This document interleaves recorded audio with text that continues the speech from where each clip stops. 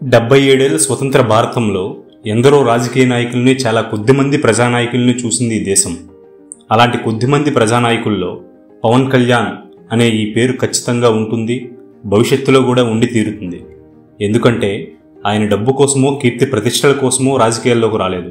నిజానికి చెప్పుకోవాలంటే డబ్బుని, కీర్తి ప్రతిష్టల్ని వదిలిపెట్టి ప్రజాక్షేత్రంలోకి అడుగుపెట్టిన ప్రజానాయకుడు ఆయన. రాజకీయ నాయకుడికి, ప్రజానాయకుడికి ఉన్న ప్రధానమైన తేడా ఏంటంటే, రాజకీయ నాయకుడు ప్రజలను ఒక ఓటు బ్యాంక్గా చూస్తూ వారి నుండి వచ్చే ఓట్లతో అధికారం పొందాలనుకుంటాడు. కానీ ప్రజానాయకుడికి ప్రజల సమస్యలను చూసి చెలించే మనస్తత్వం ఉంటుంది. రీసెంట్గా కొన్ని గిరిజన ప్రాంతాల్లో పవన్ కళ్యాణ్ పర్యటించిన దృశ్యాలు ప్రపంచంలో ఉన్న తెలుగు వాళ్లే కాదు, నేషనల్ మీడియాలో కూడా దీని మీద చర్చ జరిగింది.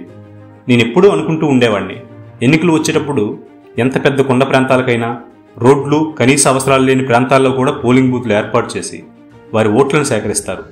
గిరిజన ప్రాంతాల్లో ఉండే ప్రజలు అలాంటప్పుడు మాత్రమే గుర్తొస్తారా అని. ఇంత సుదీర్ఘకాలంగా ఉన్న ఈ ప్రజాస్వామ్యంలో వారిని కేవలం ఓటు బ్యాంక్గా చూస్తున్నారా? కానీ ఇన్నాళ్ళకి ఒక నాయకుడు వారి కష్టాలని, కన్నీళ్ళని గుర్తించి వారి పక్కన నిలబడి వారి బతుకు మీద భద్రతను కలిగించాడు. ఎప్పుడో 2018లో వారి పరిస్థితులను చూసి చెలించిపోయి, నేను ప్రభుత్వంలో ఉంటే మీ కష్టాలను తీరుస్తానని మాటిచ్చి, మాట ప్రకారం 2024లో ఇప్పటి కూటమి ప్రభుత్వంలో డిప్యూటీ చీఫ్ మినిస్టర్ పదవిలో ఉండి ఆ గిరిజన ప్రాంతాల్లో పర్యటించి వారు నడవడానికి రోడ్లు, తాగునీరు, చదువుకోవడానికి స్కూల్స్, ఇలాంటి పనులన్నింటినీ శరవేగంగా జరిగేలా చూస్తున్నాడు. ఇది కదా ఒక ప్రజానాయకుడికి ఉండాల్సిన లక్షణం. చాలా రోజుల ముందు నా ఫ్రెండ్ ఒకడు నాతో అన్నాడు, పవన్ కళ్యాణ్ అంటారు, ఆయనకు మార్కెట్లో చాలా క్రేజు, ఫ్యాన్ బేస్ ఎక్కువ అంటారు. ఇండియా వచ్చి చూస్తే ఆయనకు అంత క్రేజ్ లేదు. నార్త్ సైడ్ ఉన్న ప్రేక్షకులకి పవన్ కళ్యాణ్ ఎవరో కూడా తెలియదు. ఇప్పుడైతే మన తెలుగులో ఉన్న 3-4 హీరోస్ మాత్రమే వాళ్ళకి తెలుసు అని అన్నాడు. నేను ఆ రోజు ఆ ఫ్రెండ్తో ఏం చెప్పానంటే, గౌతమ్ బుద్ధుడు రాజుగానే ఉండాలనుకుంటే చరిత్ర అతన్ని ఒక సిద్ధార్థుడు అనే ఒక రాజుగా గుర్తుంచుకునేది. కానీ ఆయన ప్రజల కష్టాలను చూసి చెలించిపోయి తాను ఉన్న రాజ్యాన్ని, రాజభోగాల్ని వదిలిపెట్టి ప్రజల కన్నీళ్లు తుడవాలనుకున్నాడు. అందుకు ఒక మార్గాన్ని చూపాడు.